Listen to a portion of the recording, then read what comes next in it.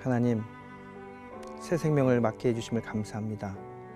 지난밤도 주의 품속에 저희를 품어주셔서 편안히 쉬게 하시며 이 아침 또 깨워서 하루를 시작하게 하심을 감사합니다.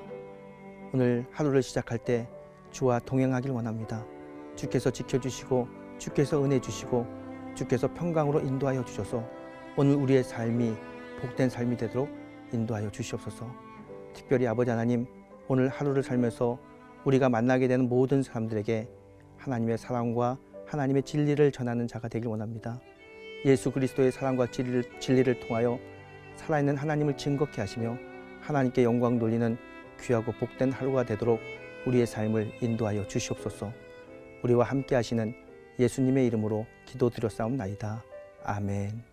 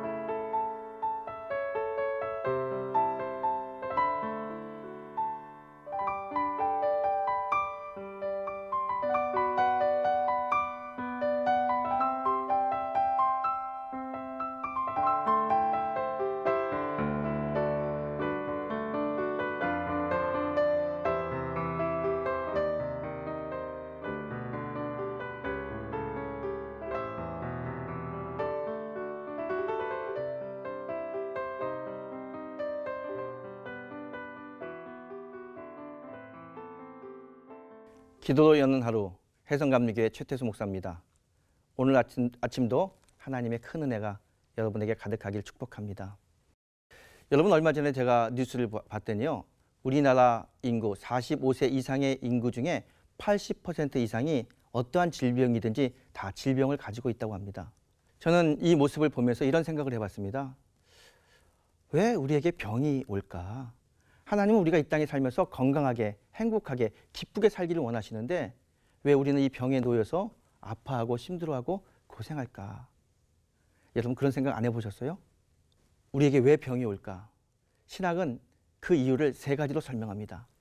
첫 번째는 뭐냐면, 우리에게 병이 오는 이유는 하나님이 하나님의 사람을 천국으로 데려가기 위해서는 죽음이라는 과정을 통과시켜야 되는데 그 죽음을 맛보게 하기 위해서 병을 주신다는 거예요. 그래서 하나님은 병을 통해서 죽음에 이르게 하고 죽음을 통해서 우리의 영혼을 하나님 품으로 부르십니다. 여러분, 우리가 하나님이 부르시기 때문에 하나님께서 주신 병은요, 고칠 수가 없어요. 이 병에 걸리면 그냥 성도는 감사하는 마음으로 하나님 품에 안기는 게 방법입니다.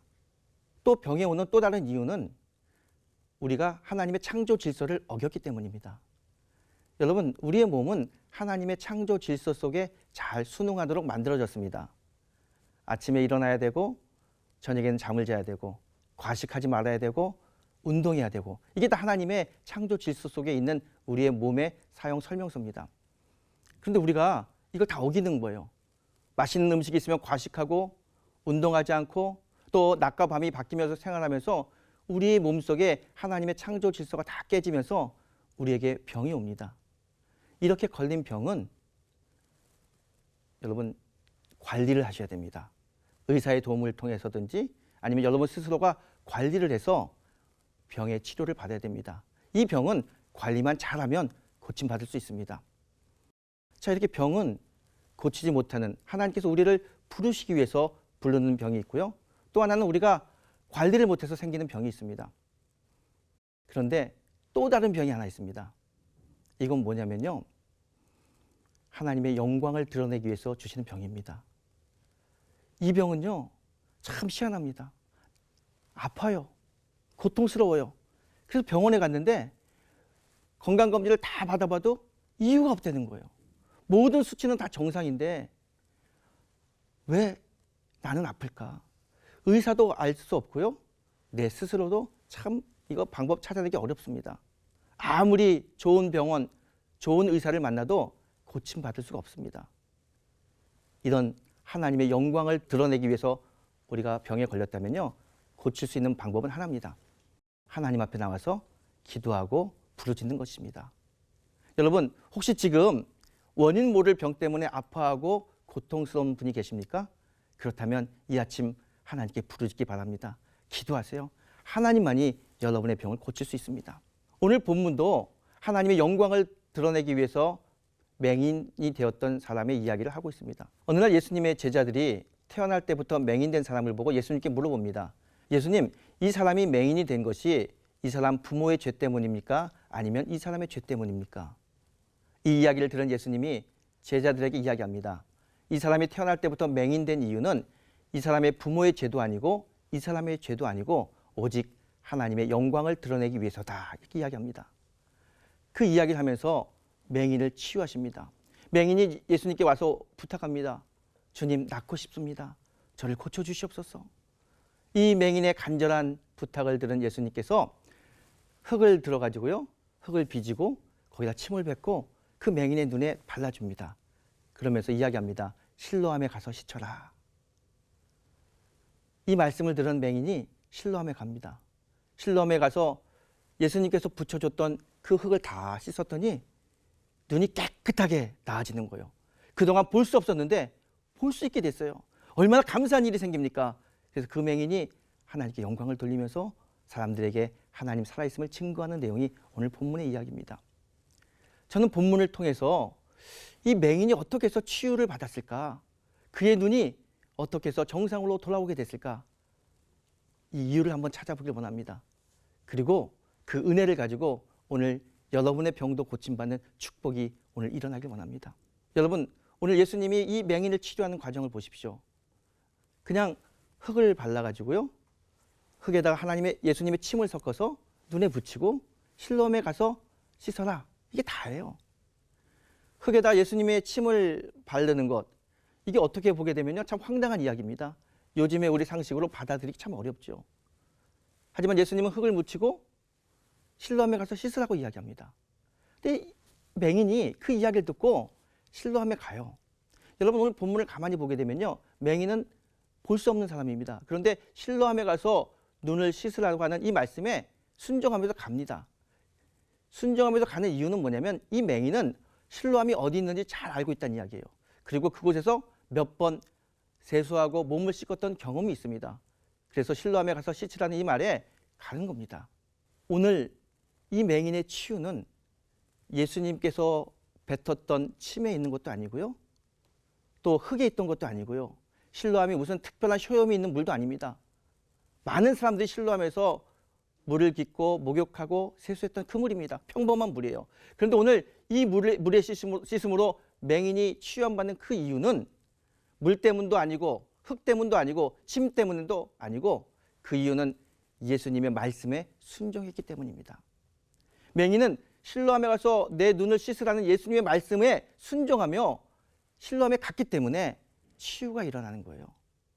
이 치유가 일어난 장면을 보면서 그 당시 바리새인들이 이 맹인을 찾아서 물어봅니다. 10절에 보게 되면요, 어떻게 해서 네가 고침을 받았느냐 물어봅니다. 물어볼 때 맹인이 대답합니다. 예수님이 흙을 들어서 침을 뱉어가지고 내 눈에 바르시고 실로암에 가서 씻으라 그랬다. 자세하게 이야기합니다. 이 자세하게 이야기하는 것을 이 바리새인들이 듣습니다. 아, 예수님의 치유의 능력은 예수님의 침에 있나 보다. 아니, 예수님의 치유의 능력은 흙에 있나 보다. 아니, 예수님의 치유의 능력은 실로암 물에 있나 보다. 각자 막 다르게 생각했을 것입니다. 근데 여러분, 예수님의 치유의 능력은 침에 있는 것도 아니고요, 흙에 있는 것도 아니고요, 물에 있는 것도 아닙니다. 오직 예수님의 치유의 능력은 말씀에 의지한 순종하는 맹인의 신앙 속에 있는 것입니다. 여러분, 말씀에 순종하십시오. 여러분에게 치유의 은혜가, 여러분에게 하나님의 은혜가 충만하게 일어날 줄 믿습니다. 여기서 우리가 정말 중요한 사실을 하나 깨닫습니다. 우리가 기도할 때 기도의 방법이 참 여러 개 있습니다. 어떤 사람은 금식 기도했더니 효과가 좋더라. 어떤 사람은 새벽에 기도했더니 응답받더라. 어떤 사람은 100일 작정 기도했더니 응답받더라. 여러 가지 기도의 방법을 이야기합니다. 그런데 여러분, 기도의 방법이 우리에게 응답을 가져오는 게 아닙니다. 어떠한 방법이든지 상관없습니다. 중요한 것은 말씀을 붙들고 기도할 때 하나님의 능력이 임하는 것입니다. 오늘 실로암에서 치유받은 이 맹인, 흙 때문도 아니고 예수님의 침 때문도 아니고 실로암 물 때문도 아닙니다. 오직 하나님의 말씀을 믿고 신뢰하고 순종했기 때문에 그에게 치유의 역사가 일어난 것입니다. 여러분, 기도의 방법을 찾지 마십시오. 어떤 기도의 방법이든지 괜찮습니다. 중요한 것은 말씀을 붙들고 기도하는 것입니다. 예수님 오늘 우리에게 이렇게 말씀하십니다. 너희가 기도할 때 무엇이든지 믿고 구하는 것은 다 받으리라. 오늘 우리에게 주신 말씀이에요. 너희가 기도할 때 믿고 구한 것은 다 받으리라. 이 말씀을 붙드십시오. 그리고 오늘 기도하십시오. 여러분의 삶 속에 여러분을 지긋지긋하게 괴롭히고 있는 병마가 물러갈 줄 믿습니다. 여러분을 괴롭히고 있는 모든 악한 영들이 떠나갈 줄 믿습니다. 기도의 능력은 하나님의 말씀을 붙들고 선포할 때, 기도할 때 나타나는 것입니다. 오늘 이 아침 하나님의 말씀을 붙들고 기도하며 하나님께서 주시는 놀라운 능력으로 세상 속에 살아있는 하나님을 증거하는 복되고 복된 성도가 되시기를 주님의 이름으로 축복합니다. 여러분, 오늘 이 말씀 붙들고 기도하기 원합니다. 오늘 성경은 이야기합니다. 너희가 기도할 때 무엇이든지 믿고 구하는 것은 다 받으리라. 이 말씀을 붙드세요. 말씀을 붙들고 기도할 때 역사하십니다. 우리 이 말씀 붙들고 우리 함께 기도하시겠습니다.